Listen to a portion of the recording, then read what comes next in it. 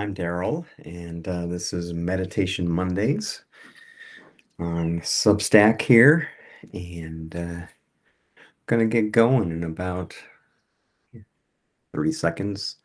Just get myself oriented here. We had some pretty intense thunderstorms come through middle of Michigan,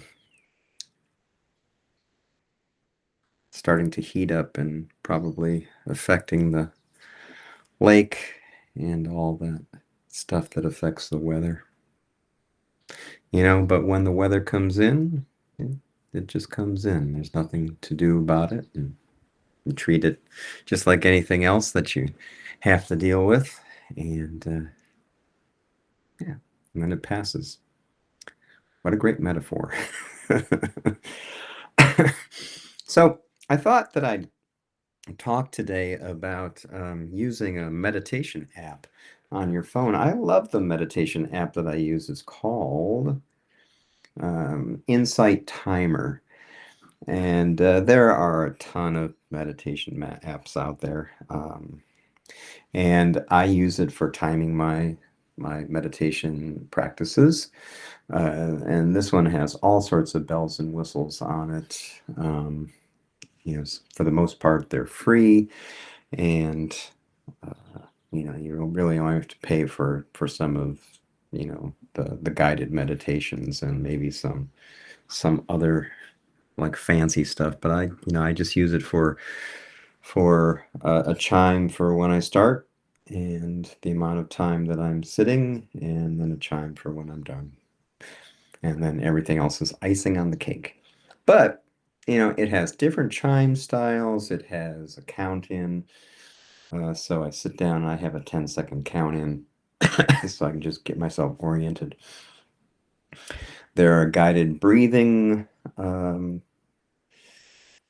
guided breathing sessions on there, guided meditations. There's information about retreats, and of course, it keeps track of how many times you meditate. So, it's trying to motivate you by having you start a streak, having you keep goals, and all that kind of stuff, which is a great idea. And, a lot of people need that type of thing to motivate them to do something like this. I'm on my 10th day of meditating or whatever, and that's a great idea. And I love all this and I understand it, but I also understand that it's not necessary. Um, I think my longest streak of days was 85 on using the app. And this is when I was taking a Buddhist philosophy class. And when I broke the streak, the app caught me the next day and it said, "Did you meditate yesterday?" And, and I really wanted to say, "Yes, I no, I did. I didn't meditate." So there goes my 85-day streak or whatever it was. And in our Western culture, we have this need to compete, this need to track things, this need to, um, you know, if you're in competition with somebody. But that is absolutely in opposition to what meditation is all about. And I also started to remember that there are many many opportunities for meditation that could not be tracked by an app. Meditation is all around us. We can meditate while we're walking. Even if we're walking in the airport, we can meditate while we're eating, savoring each bite and thinking about where the food came from. Listening to our friends talk to us, really deep listening, looking at them in the eye and listening, not asking questions, not trying to figure out what the problem is, just listening. And that's a form of meditation as well. And meditations don't need to be a specified amount, and you don't need to be in a specific environment to meditate and for meditations to be effective. So Yes, this is a great app. This is, a great tool, a great thing to help you get motivated, but do you need it? Absolutely not. Um, you know, and like other apps that you may use, they are designed to make you want to use them.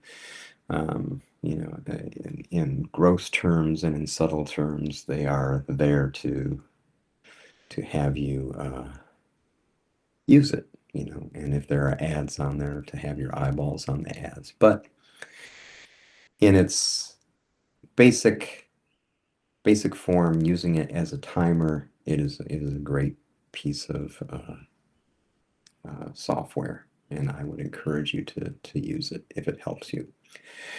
Um, and just to add on to that before we go on, I just wouldn't, rely on an app to tell me whether or not my practice is genuine or not. So, is my practice effective for me, or is it genuine? That's something that my mind and my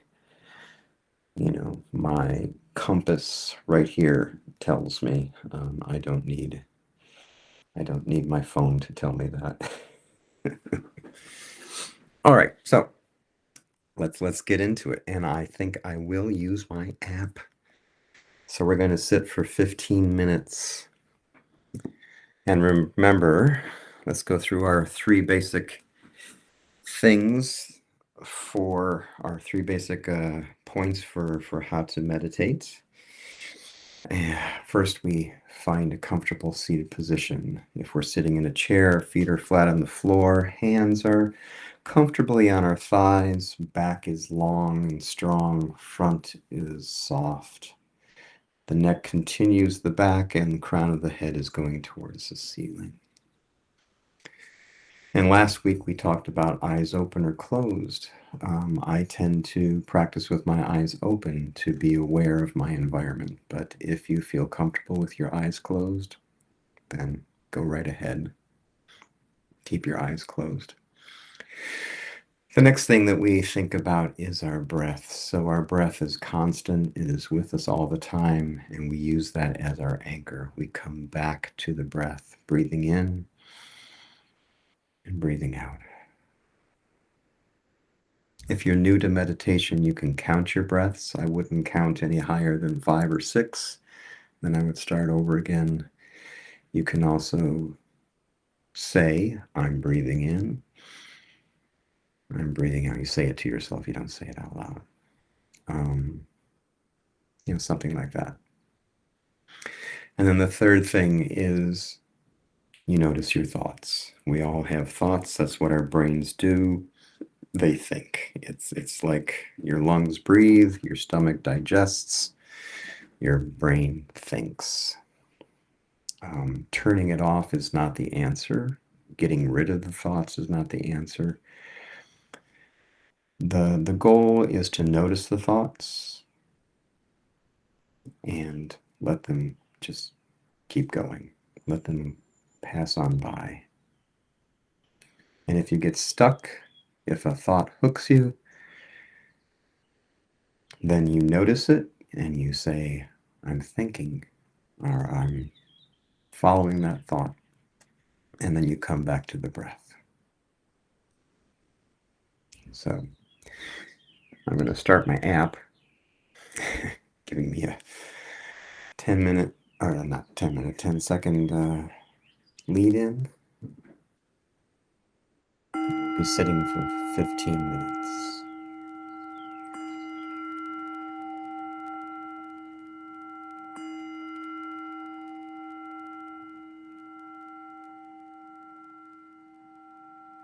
Start to notice your breath coming in through your nose and out through your nose.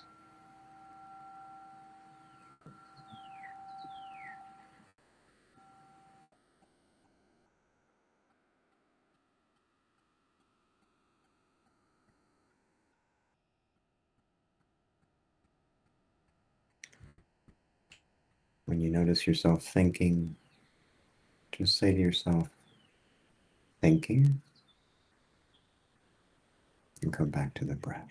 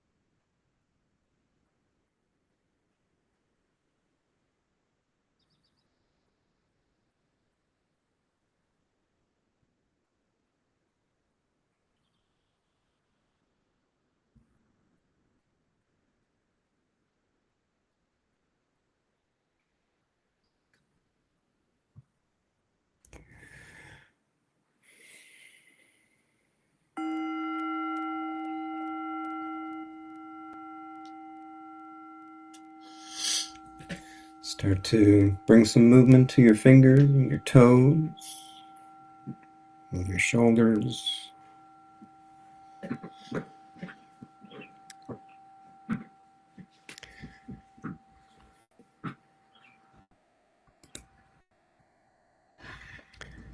So I will leave you with this closing prayer. May all beings be happy. May all beings be healthy. May all beings be safe.